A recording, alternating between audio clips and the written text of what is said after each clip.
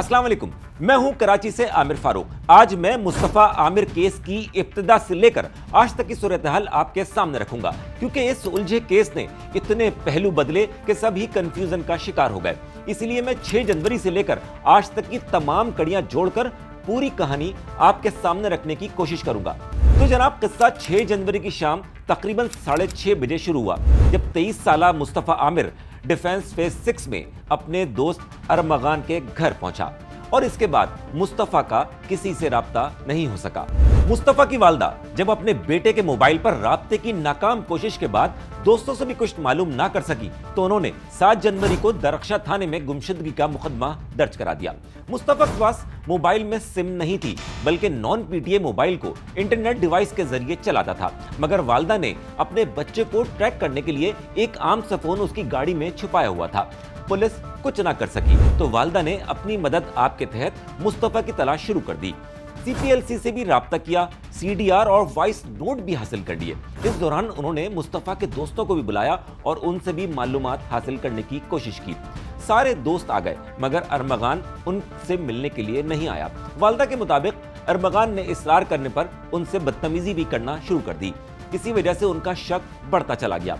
इस दौरान एक इंटरनेशनल नंबर से मुस्तफा के वालदा के पास 2 करोड़ रुपए तावान के लिए फोन भी आया।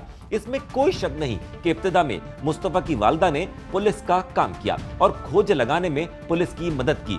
जब तावान की कॉल का बताया गया तो पुलिस चौकन्नी हो गई और फिर केस की तफ्तीश एंटी वायलेंट क्राइम सेल मुंतकिल कर दी गई। एवीसीसी पुलिस और सीपीएलसी की मुश्तरका तौर पर तहकीकात शुरू की।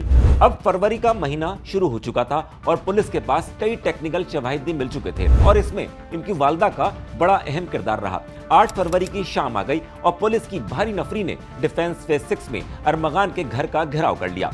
पुलिस अंदर दाखिल हुई तो इन्हें गोलियों का सामना करना पड़ा, जिसका उन्हें बिल्कुल अंदाजा नहीं था। फायरिंग से डीएसपी एहसन जुल्फिकार और उनका गनमैन कांस्टेबल इकबाल जख्मी हो गए।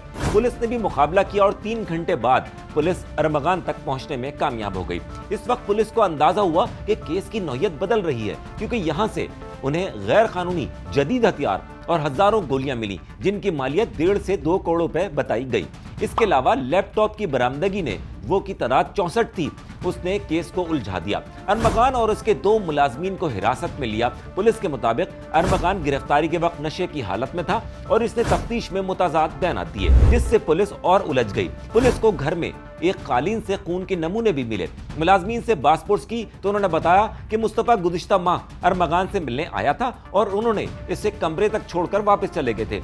इनका यह भी कहना था कि हमें झगड़े और गोली चलने की आवाज तो आई, मगर उस कमरे में जाने की इजाजत नहीं थी।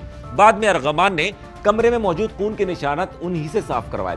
सोशल मीडिया पर मुस्तफा को मारे जाने की खबरें आने लगी तो डीआईजी सीआईए मुकद्दस हैदर ने 14 फरवरी को एक प्रेस कॉन्फ्रेंस में मुस्तफा को बलूचिस्तान के इलाके में गाड़ी समेत जलाने का इंकशाफ किया। पता चला कि अरमगान के एक दोस्त शिराज को गिरफ्तार किया गया था, जिसके बयान के बाद केस की नौयत बदल गई। पता चला कि मुस्तफा को तो 6 जनवरी की रात में ही मार दिया गया था और फिर अरमगान और शिराज उसी की कार में लाश को डालकर बलूचिस्तान के इलाके में हब की एक सुनसान नदी के पास ले गए और मुस्तफा को कार समेत जला दिया। बलूचिस्तान पुलिस को 3 से 4 दिन बाद 11 जनवरी को कार और इसकी डिग्गी में मौजूद सोख्ता लाश का पता चला और उसका मुकदमा भी दर्ज किया गया। ईदी फाउंडेशन के सरबराह फैसल ईदी के मुताबिक उन्हें 12 फरवरी को इत्तला दी गई और उन्होंने 16 फरवरी को मवाज गोट में मैयत को अमानतन दफन कर दिया। अफसोस की बात यह है कि वालदा तो अपने बेटे को तलाश करने की तकद्दो करती रही, मगर पुलिस इस तेजी के साथ तफ्तीश नहीं कर सकी। इसीलिए एसएचओ दरख्शा समेत 3 पुलिस एहलकारों को मअतल भी किया गया। एक नौजवान के मारे जाने की कहानी ने फिर नया मोड़ लिया। तफ्तीश में पता चला कि मुस्तफा और अरमगान का झगड़ा तो न्यू ईयर नाइट पर ही हुआ था, जिसका अंजाम एक कत्ल पर निकलेगा ये किसी को नहीं पता था। पुलिस के मुताबिक 6 जनवरी की शब अरमगान ने शिराज की मौजूदगी में मुस्तफा को तशद्दुद का निशाना भी बनाया था। अरमगान के घर से मिलने वाले खून के निशानात मुस्तफा के ही थे, जिसकी तस्दीक वालदा के डीएनए नमूने से कर ली गई। अब पता चला कि इस झगड़े में एक लड़की का मामला भी है, जो चंद दिन पाकिस्तान में गुजारने के बाद वापस अमेरिका जा चुकी है। अरमगान के मुताबिक वो कॉल सेंटर चलाता था, जबकि सीपीएलसी का शुबा है कि वहां से मिलने वाले सिस्टम फ्रॉड में भी इस्तेमाल होते हैं। इस सारे मामले में पुलिस की एक हसास इदारे ने भी मदद की और पुलिस को कड़ियां जोड़ने में मुकम्मल ताउन किया।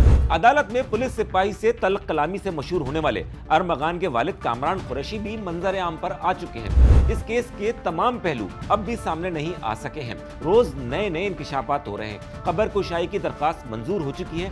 सवाल अब भी बाकी हैं। अरमगान का जरिया मुआश क्या था? मुस्तफा और अरमगान का असल झगड़ा क्या था? शिराज क्या करता था? अरमगान कौन सा नशा करता था? अरमगान नॉर्दर्न एरियाज क्यों गया? ये सारी तफसील हम आपको नेक्स्ट वीडियो में बताएंगे।